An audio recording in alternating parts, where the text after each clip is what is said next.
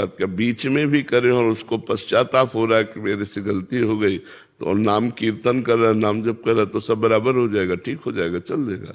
पहले की तो बात जाने दो, वर्तमान में भी हो जाए, मनुष्य है हम, हमसे गलती हो सकती है, तो उसका प्रायश्चित भी है।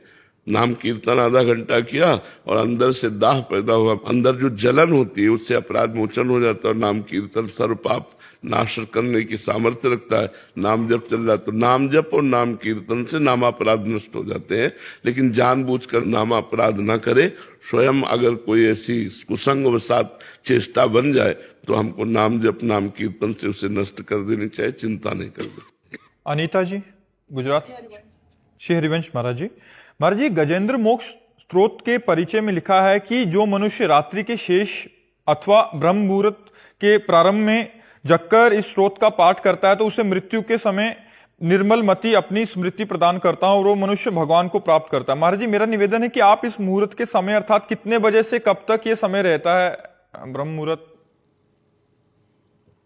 ब्रह्म मुहूर्त तो 4 बजे से माना जाता है, प्रातःकालीन ब्रह्म मुहूर्त 4 बजे से माना जाता है। जो 4 बजे हैं जब प्रातःकालीन, तब माना जाता है। देखो हर स्तोत्र का एक फल है, कोई भी स्तोत्र पढ़ो तो उसकी फल स्तुति लिखी है, लेकिन सब स्तोत्रों का फल है निरंतर भजन करना। अगर हम निरंतर भजन नहीं करते तो भगवान की प्राप्ति कठिन है। हम 40 मिनट 50 मिनट में गजेंद्र मोक्ष का पाठ कर लिया, इसके बाद विषय चिंतन कर रहे हैं, संसार के खेल खेल रहे हैं, संसारिकता में कैसे बात बनेगी? भगवान तो कहते हैं अनन्यस चिंतयन्तो माम ये जना पर्युपासते, जो मेरा अनन्य चिंतन करते हैं, मेरी अनन्य उपासना करते हैं, मैं उनको प्राप्त होता हूं। तो माना गजेंद्र मोक्ष का पाठ करने से अंतिम समय भगवान कृपा करेंगे, स्मृति देंगे। मान लो गजेंद्र मोक्ष का पाठ किया, इसके बाद हम संसारिक चिंतन में मरे, कोई घटना घट रही, अचानक दिल फेल हो गया, हम कोई बात कर रहे थे, कुछ कर रहे, तो हमारी सदगति रुक जाएगी। जरूरी थोड़ी कि हम आराम से सैया पे लेट के फिर हम जाएं। एक्सीडेंट हो सकता है, कुछ भी, हमारे शरीर का क्या प्रारब्ध है कुछ पता नहीं, कैसे जाएगा। तो हम हर समय राधा राधा राधा राधा, चलते फिरते उठते बैठते हर समय नाम स्मरण कर रहे हैं, और गजेंद्र मोक्ष का पाठ भी कर रहे हैं, उसे कर लो। प्रातःकालीन ब्रह्म मुहूर्त 4 बजे से लगता है। अंकित जी राधे राधे। महाराज जी पिछले 2 साल से आपको सुन रहा हूं, नाम जब भी निरंतर करने का प्रयास कर रहा हूं। आपके श्रीमुख से सुना है कि भगवत प्राप्ति के लिए गुरु बनाना और गुरु मंत्र लेना ज्यादा लाभदायक है, परंतु महाराज जी इस बात का डर रहता है कि कहीं गुरु दीक्षा लेने के बाद ग्रस्त में रहते हुए कोई नियम टूट जाए, उससे पाप लगेगा। इससे बेहतर है कि गुरु मान लो, बस राधा नाम जप करते रहो। महाराज जी इस दुविधा को दूर करें। करते रहो। वो जब गुरु की आवश्यकता, भूख लगेगी गुरु की, तो सब बातें भूल जाओगे और गुरु का आश्रय ले लोगे। नाम जप करो, यही सब ठीक कर देगा।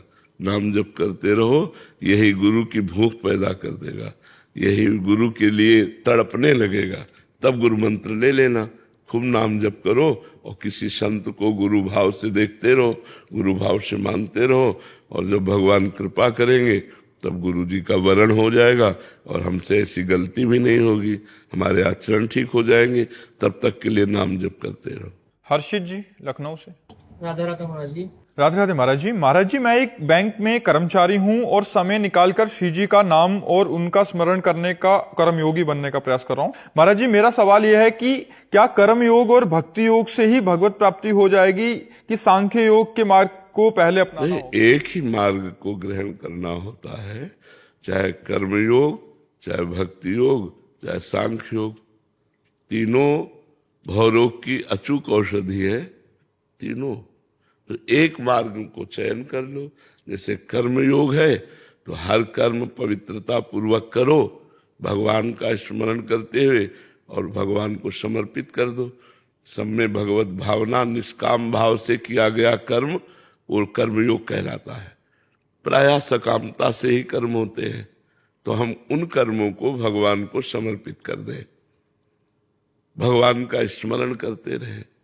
चाहे जो योग हो, भगवान का स्मरण प्रधान है। तो भगवत स्मृति के साथ जो कर्म किया जाता है वो योग बन जाता है। योग माने जुड़ना। हम अपने कर्म को, अपनी स्मृति को भगवान से जोड़ा तो हमारा कर्म योग बन गया। अगर भगवत स्मृति से नहीं जोड़ा तो केवल कर्म रहेगा। कर्म बंधन कारक है, कर्मयोग मोक्ष प्रदान करने वाला है। तो संसार के हित के लिए कर्म करना, परिवार के हित के लिए कर्म करना, अपने शरीर के हित के लिए कर्म करना, ये कर्मयोग है। भोगों से शरीर का अहित होता है, हित नहीं होता है। तो ये विचार करके भगवत स्मृति युक्त होकर हर कर्म भगवान को अर्पित करते हुए चलो तो आपका कर्मयोग पुष्ट हो जाएगा। किसका प्रश्न है, समझ पा रहे हैं आप? जी, श्री भागवत गीता में लिखा है कि सांख्य योग का पालन करेंगे तो कर्म योग योगी बनना आसान हो जाएगा।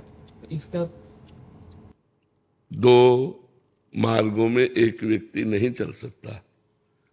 दो मार्गों में एक सांख्य योग जब हम ग्रहण करेंगे तो उसमें तत्व विचार है। तत्व विचार, आत्म तत्व का चिंतन, और वही ब्रह्ममय हूं जिसकी खोज की जा रही है। उसमें सर्वस्व का त्याग करके अपने स्वरूप में स्थित होना है। इसमें सर्वस्व का समर्पण करके भगवान में स्थित होना है। तो अंतर हो जाएगा ना, दासोहम और शिवोहम। मैं चराचर जगत का सेवक हूं, यह है कर्मयोग। जो चराचर में आत्म तत्व विराजमान वही मैं हूं, यह है सांख्य योग। जो चराचर का स्वामी है, चराचर में व्याप्त है, मैं उसका प्रेमी हूं, मैं उससे प्रेम करता हूं, मैं उसकी आराधना करता हूं, उपासना करता हूं, ये भक्ति योग है। वो एक मार्ग में एक समय चला जा सकता है, और बहुत मार्गों की जानकारियां एकत्रित करके चलना एक कदम नहीं तो उससे लाभ नहीं मिलेगा।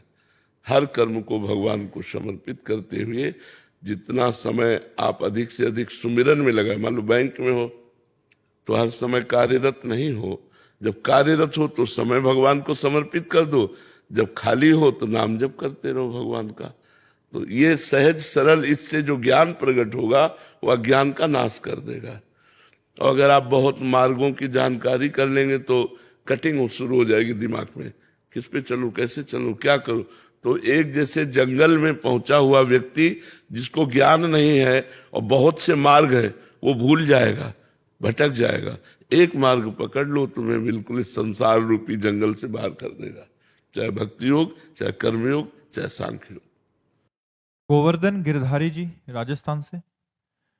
राधे राधे महाराज जी। महाराज जी, आपके चरणों में दंडवत प्रणाम। महाराज जी, भक्ति, ज्ञान एवं वैराग्य जीवन में आता तो है पर टिकता नहीं है, इन्हें स्थायी रूप से बनाए रखने के लिए क्या करें? भगवत स्मृति।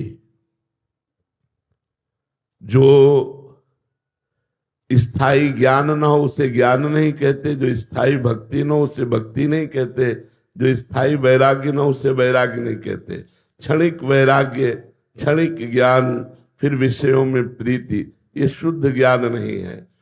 श्रद्धावान लभते ज्ञानम तत्परा संहितेन्द्रिया। एक एक शब्द पर ध्यान दीजिए। श्रद्धावान लभते ज्ञानम तत्परा संहितेन्द्रिया ज्ञानम लब्ध्वा पराम शांति मचिरेणादि गच्छति। जो हमें शास्त्र ज्ञान प्राप्त हुआ है, श्रद्धा विश्वास पूर्वक हमको उसे अपने आचरण में उतारना चाहिए। जितेंद्रिय, मनोनिग्रही होना चाहिए। संहितेन्द्रिया, अपनी इंद्रियों का संयमन करना चाहिए। बहिर्मुख इंद्रियों को अंतर्मुख करके परमात्म चिंतन में तन्मय होना चाहिए। तब जो शुद्ध ज्ञान प्रकट होगा उसके द्वारा मायामल का नाश हो जाएगा। श्रद्धावान लभते ज्ञानम तत्परा संहितेन्द्रिया। जो ज्ञान हमें प्राप्त हुआ उसके परायण हो और अपनी इंद्रियों को विषयों से हटाकर परमात्मा में लगाएं तो शुद्ध ज्ञान प्रकट होगा, परम शांति की प्राप्ति हो जाएगी। जी। मोहित अग्रवाल जी। महाराज जी, क्या हर व्यक्ति का एक निश्चित उद्देश्य लेकर जन्म होता है? उद्देश्य यहां बनाया जाता है, संग से उद्देश्य की पूर्ति होती है। हम जैसे माहौल में होते हैं वैसा हमारा उद्देश्य बन जाता है।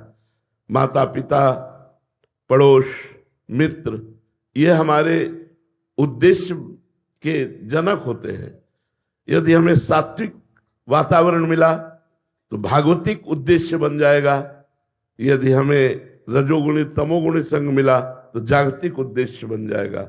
उद्देश्य लेकर जन्म नहीं होता, प्रारब्ध लेकर जन्म होता है। प्रारब्ध में दो कर्म होते हैं, एक शुभ और एक अशुभ। उनके दो परिणाम होते हैं, एक सुख और एक दुख। लेकिन उद्देश्य संग से बनता है। जैसे साधु संग मिल गया तो भगवत प्राप्ति का उद्देश्य बन गया, कुसंग मिल गया तो भोगों का उद्देश्य बन गया। उद्देश्य संग से प्रकट होता है। इसलिए भगवान कृपा करें और हमें उत्तम संग की प्राप्ति हो, जिससे हमारा उद्देश्य उत्तम बन जाए, भगवत प्राप्ति का बन जाए। उद्देश्य लेके जन्म नहीं होता, उद्देश्य जन्म के बाद होता है। जहां हमें जैसा वातावरण मिलता है हमारा वैसा उद्देश्य बन जाता है। रोहिणी जी, राधे राधे महाराज जी। महाराज जी, मेरा प्रश्न है कि संसार के सभी दायित्व को निभाते हुए संसार के हर कण कण में, हर वक्त, हर घड़ी, हर पल श्री ठाकुर जी के दर्शन एवं स्मृति हम किस प्रकार कर सकते हैं? पहली बात, संतों का संग करो। दूसरी बात, भगवान की लीला कथा सुनो। तीसरी बात, गुरु चरणों में दृढ़ अनुराग मान त्याग करके करो। चौथी बात, भगवान की लीलाओं का गायन करो। पांचवी बात, दृढ़ विश्वास रख करके भगवान के नाम और मंत्र का जप करो। छठवीं बात, बहुत सहनशील गंभीर भाव से रहना चाहिए, हमारे आंतरिक भावों को कोई जान न पावे। सातवीं बात, सब में भगवान को देखने का अभ्यास करना चाहिए। आठवीं बात, जैसे भगवान रखें उसी में संतुष्ट रहना चाहिए। हमारा व्यवहार सरल, छलहीन और भगवान में दृढ़ विश्वास हो। ये 9 बातें हो तो हमारे को भगवत दर्शन की सामर्थ्य प्राप्त हो जाएगी। यदि हम नियम पूर्वक इन 9 बातों को अपने जीवन में उतारें तो हमारे हृदय में वो ज्ञान प्रकट हो जाएगा, जिन ज्ञान चक्षुओं से कण कण में भगवान का दर्शन होता है। और अपने दायित्वों का पालन करें धर्म पूर्वक पालन करके उसे कृष्णार्पणम मस्तु कर दे, उन कर्मों को भगवान को समर्पित कर दे। तो समर्पण से और इस 9 प्रकार की भावना से हमारे हृदय में दिव्य ज्ञान, दिव्य भक्ति का उदय होता है, जिससे भगवत साक्षात्कार की योग्यता आती है कि कण कण में हम भगवान को देख सके। सीवी पराशर जी, फरीदाबाद से। राधे राधे महाराज जी। महाराज जी, आपके चरणों में कोटि कोटि वंदन। गुरुजी, जैसे कि हमने श्री गीता जी में पढ़ा है कि कर्मों का फल तो अवश्य भोगना ही पड़ता है, तो महाराज जी क्या शरणागति उपरांत कर्म बंधनों से बचा जा सकता है? कर्म बंधन कट जाते हैं, लेकिन प्रारब्ध भोग भोगना पड़ता है। जिससे शरीर की रचना हुई है, शरणागति तो आज हुए हैं, शरीर की रचना तो पहले हो चुकी है ना। तो जो रचना हो चुकी है उसमें निश्चित हो चुका है कि 20 वर्ष में आपकी टांग टूटेगी, अमुक वर्ष में आपका ये होगा वो होगा। तो आप भक्ति करें चाहे जितनी करें, लेकिन वो होगा, क्योंकि वो प्रारब्ध है। जो हमारे संचित कर्म हैं वो भस्म हो जाएंगे, जो क्रियमाण है वो मंगलमय हो जाएंगे, लेकिन जो प्रारब्ध है वो अवश्य में भोक्तव्यम कृतम कर्म शुभाशुभम, वो भोगना पड़ेगा। ये तैयारी रखनी चाहिए उपासक को। ये न सोचे कि भजन करके हम जड़ से इन प्रारब्ध को मिटा देंगे। नहीं, प्रारब्ध भोगना पड़ा है बड़े बड़े महर्षियों को, ब्रह्म ऋषियों को, महात्माओं को। इसलिए हम लोग तो जन साधारण लोग हैं, प्रारब्ध भोगना ही पड़ेगा। इसे भोग के ही काटा जाता है। हाँ, 2 प्रकार के कर्मों का नाश हो जाएगा, एक तो संचित कर्म और दूसरे क्रियमाण। क्रियमाण भगवद अर्पित है इसलिए निष्प्रभावित हो गए, और संचित कर्म भगवान की शरणागति से भस्म हो जाते हैं, और प्रारब्ध को भगवान की स्मृति में डूबकर हम भोग लेते हैं और हम भगवत प्राप्त हो जाते हैं। समझ में आई बात? अनिल सिंह जी, बिहार से। राधे राधे महाराज जी। महाराज जी, प्रेम और मोह में अंतर कैसे समझें? शरीर को लेकर जो होता है उसे मोह कहते हैं, स्वरूप को लेकर जो होता है उसे प्रेम कहते हैं। शरीर को लेकर के जो होता है, प्रकृति को लेकर जो होता है उसे मोह कहते हैं, परमात्मा को जो लेकर होता है उसे प्रेम कहते हैं। इसलिए यहां कहीं कोई प्रेम नहीं करता। यहां काम है, राग है, मोह है, आसक्ति है, प्रेम नहीं है। जहां कहीं भी तुम्हें दिखाई दे रहा है जो दो व्यक्तियों के बीच में, वो काम है। मैं आपसे प्यार करता हूं, आप मुझसे प्यार कीजिए। मैं आपसे प्यार करता हूं, आप मेरी बात मानिए। मैं आपसे प्यार करता हूं, आप हमारी बात को समझिए, हमारी बात को समझिए। क्या हम जैसा चाहें वैसा आप चलिए, वैसा आप करिए, वैसे आप रहिए। ये हुई मोह की बात। प्रेम की बात क्या होती है? मैं आपका हूं, आपको जो चाहिए, जैसे चाहिए, मैं अपने प्राण देने के लिए तैयार हूं। आपके सुख के लिए मेरा जीवन है, यहां मेरे सुख के लिए आपसे प्यार है। तो ये प्यार मोह है, राग है, काम है। जो परमात्मा से होता है उसे प्रेम कहते हैं, जो शरीरों से होता है उसे काम, राग, आसक्ति और मोह के नाम से कहा गया है। समझ पा रहे हैं आप? यहां कितना प्रेम है आपको हम एक उदाहरण में बता दे। आप जिससे प्यार करते हो और वो किसी और से प्यार करने लगे, क्या करोगे आप? आशीर्वाद दोगे आप उससे द्वेष करने लगेंगे, आप नफरत करने लगेंगे। वही प्रेम, ये प्रेम है। प्रेम तो वो है कि बहुत अच्छा हुआ, शायद हम आपके सुख के योग्य नहीं थे, आपके सुख के योग्य ये मिले, मैं जीवन भर आपको आशीर्वाद देता रहूंगा, कभी बाधा नहीं बनूंगा, तुम दोनों सुखी रहो। ये यहां से प्रेम की शुरुआत। इस प्रेम की दम है, अगर वो है तो वो भगवान से जुड़ा हुआ चित्त होगा, तभी ये हो सकता है, नहीं ऐसा नहीं हो सकता। संसार का ये रीति है, संसार का ये प्यार नहीं है। प्यार जिसे कहते हैं अभी उसकी तत्सुख सुखित्वम, सामने वाले के सुख में सुखी हो जाना, प्यार उसे कहते हैं। प्रतिक्षण वर्धमानम, कुछ भी करो हमारा प्यार तुम्हारे प्रति बढ़ता चला जाएगा। एक मुस्कुराहट में प्राण त्यागने की इच्छा होती है, प्रेम उसे कहते हैं।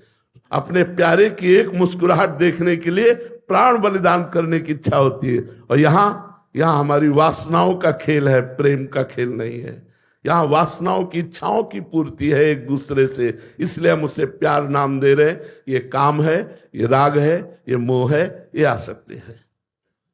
लक्ष्य गोस्वामी जी, हरियाणा से। राधे राधे महाराज जी।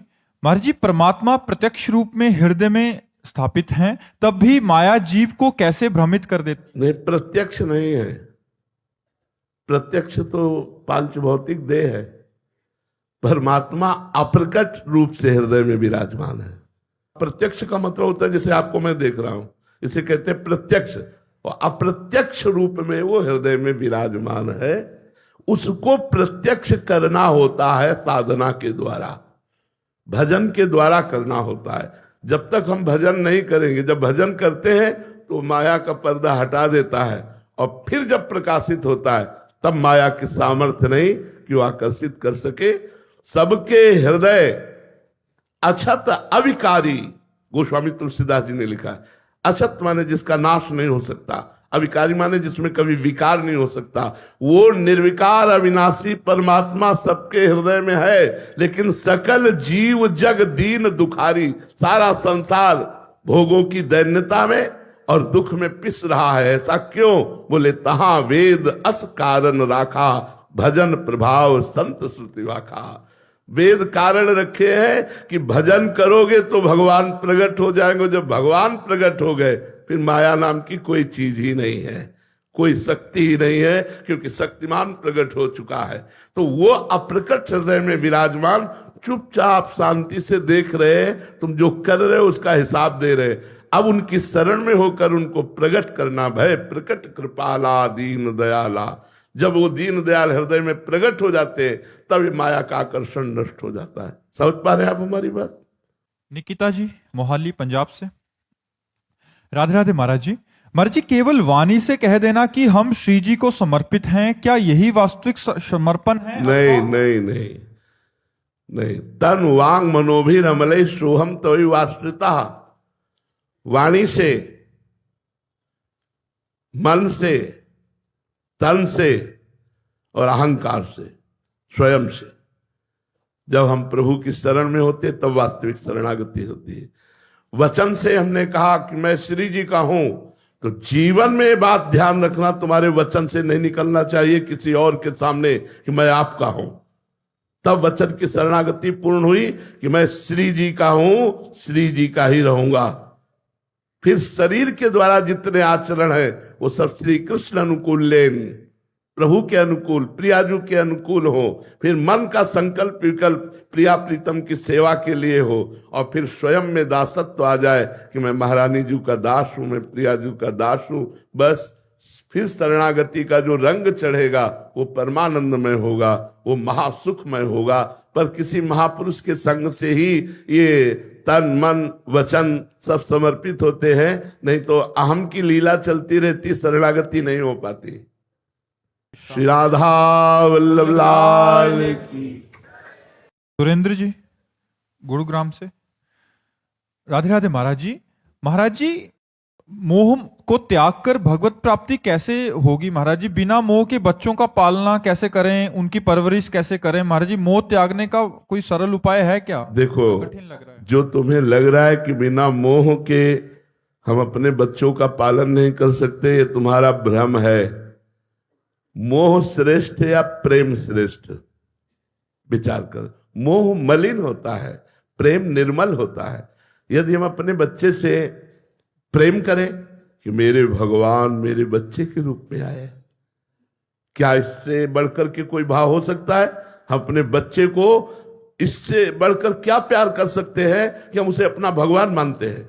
हम अपनी पत्नी को इससे बढ़कर प्यार क्या कर सकते हैं? हम उसे अपना भगवान मानते हैं। हम माता पिता को इससे बढ़कर क्या प्यार दे सकते हैं? हम उन्हें भगवान मानते हैं। मातृदेवो भव पितृदेवो भव। तो हम यदि भगवान की भावना करें तो मोह का नाश हो जाए और भगवत प्रेम हो जाए। सब में भगवान विराजमान है। तो मेरे बेटे के रूप में कौन आया है? भगवान ही तो आए हैं।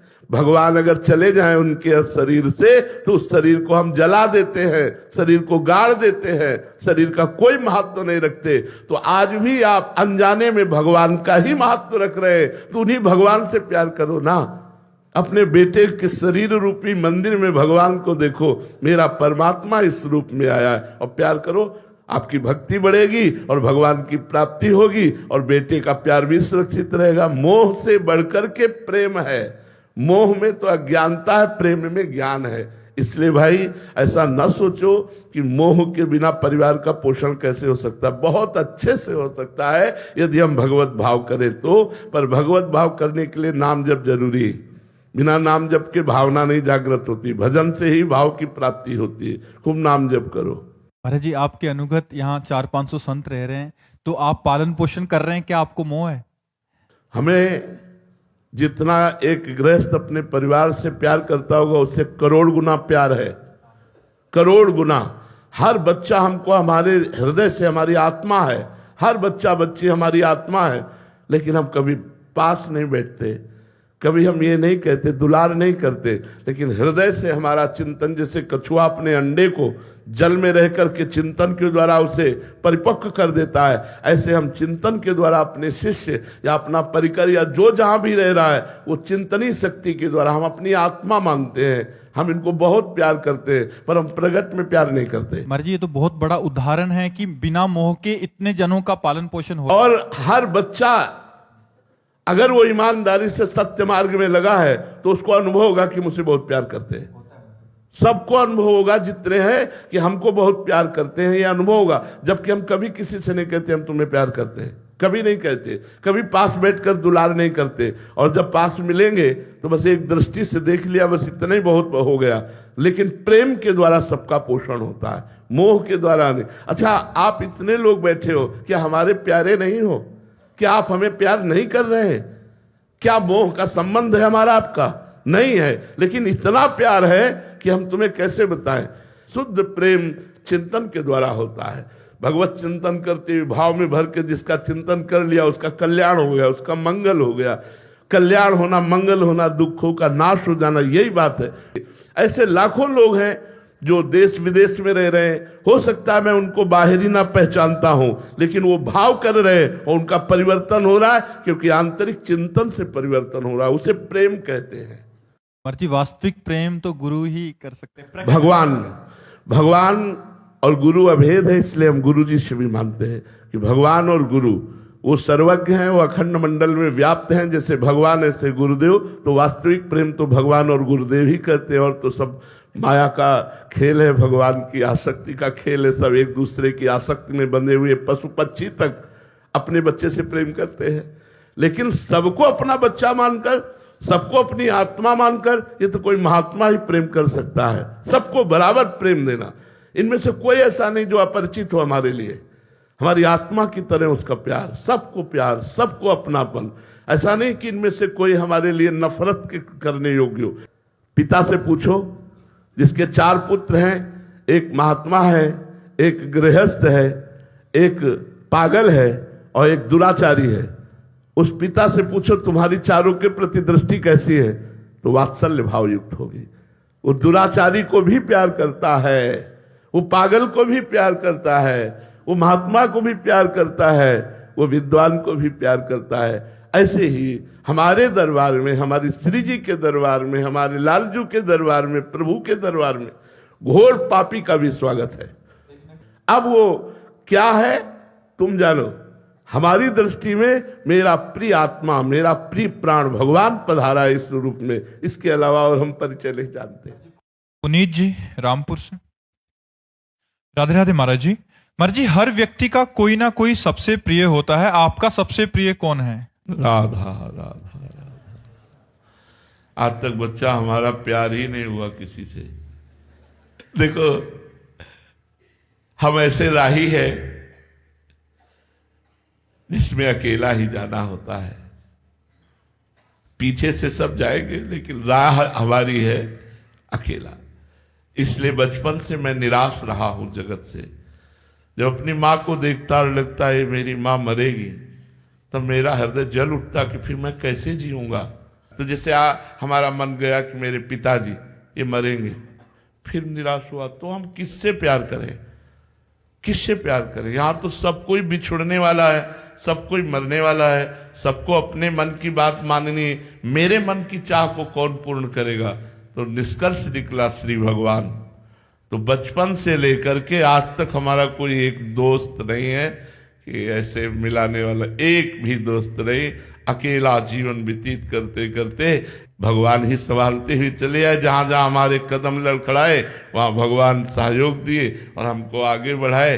तो हमारी प्रिय, तो हृदय की बात कहता हूं, प्रिय शब्द तो सिर्फ राधा किशोरी के चरणों में है। हमारा प्रिय शब्द जो है कि आपका प्यार क्या है, आपके प्रिय कौन है, तो किशोरी जी हैं। और किशोरी जी के नाते से हम आप सबको बहुत प्यार करते हैं, सबको प्यार करते हैं। हमारी पहचान यही है सबके बीच में। हमारा नाम क्या है जानते हो? प्रेमानंद। तो हमारे पास है क्या? प्रेम आनंद। प्रेम कौन है? प्रियाजू। आनंद कौन है? लालजू। तो प्रेमानंद मतलब प्रियालाल। प्रियालाल की चर्चा, प्रियालाल का नाम, प्रियालाल का धाम, प्रियालाल के गुण और प्रियालाल के संबंध से हम आप सबको बहुत प्यार करते हैं कि आप हमारी श्री जी की बातें सुनने आए, आप श्री जी के संबंध से आए। इसलिए हम भगवत स्वरूप मानकर सबको प्यार करते हैं। वैसे हमारा केवल प्यार शब्द एक ही जगह है, राधा किशोरी के चरणों में। अब कितना है वो ये वो जाने, उनके लायक है कि नहीं ये वो जाने, पर वो समिट करके अब कहीं नहीं है, केवल श्री जी के चरणों में है। सचिन जी शिमला हिमाचल से। राधे राधे महाराज जी। महाराज जी, आपके चरणों में दंडवत प्रणाम। महाराज जी, भगवत मार्ग के पथिक को भगवत साक्षात्कार होने से पहले ऐसे कौन कौन से अनुभव या संकेत या भाव मिलते हैं जिससे पता चले कि वो सही मार्ग पर चल रहा है? कामादि विकार निष्प्रभावित होने लगते हैं। जो पूरे त्रिभुवन को अधीन किए हुए है काम, भक्त के हृदय में वो स्फुरित होता है और नष्ट हो जाता है। जब काम का आकर्षण, परिवार के मोह का आकर्षण, धन की महत्व बुद्धि, मान प्रतिष्ठा, ये सब छूटने लगने लगे, तो समझना चाहिए कि जो मैं नाम जप कर रहा हूं, जो भगवत कथा वार्ता सुन रहा हूं, सत्संग सुन रहा हूं, अध्यात्म में चल रहा हूं, उसका लाभ हमें मिल रहा है और हम उन्नति को प्राप्त हो रहे हैं। यदि विकार ग्रसित बुद्धि है, धन पर महत्व बुद्धि है, मान प्रतिष्ठा की चाह है, अभी भजन का रंग नहीं आया। भजन का रंग तभी माना जाता है जब इन विकारों पर विजय प्राप्त हो जाए। काम क्रोध मद मान न मोहा, लोभ न क्षोभ राग नहीं द्रोहा, जिनके कपट दम्भ नहीं माया, तिनके हृदय बसहु रघुराया। जहां काम क्रोध अभिमान द्वेष